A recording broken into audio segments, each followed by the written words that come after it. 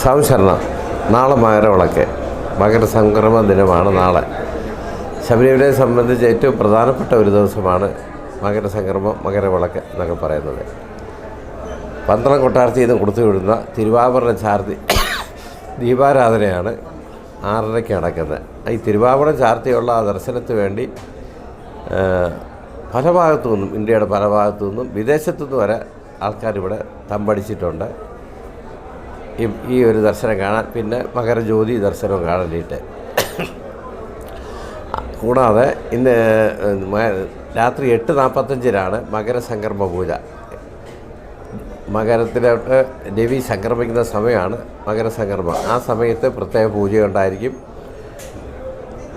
ആ പൂജയുടെ മധ്യത്തിൽ തിരുവിതാംകൂർ കൊട്ടാരത്തിൽ നിന്ന് പ്രത്യേക ദൂതന്മാർ വഴി കൊടുത്ത് വിടുന്ന നെയ്യഭിഷേകം നടത്തുന്നതായിരിക്കും.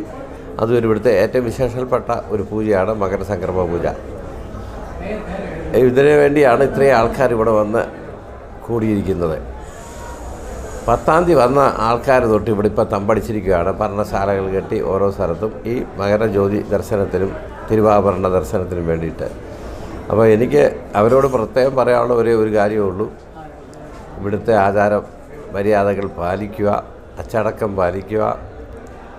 എല്ലാ അയ്യപ്പന്മാർക്കും പരസ്പരം സഹായമായിട്ട് നിങ്ങൾ പ്രവർത്തിക്കുക.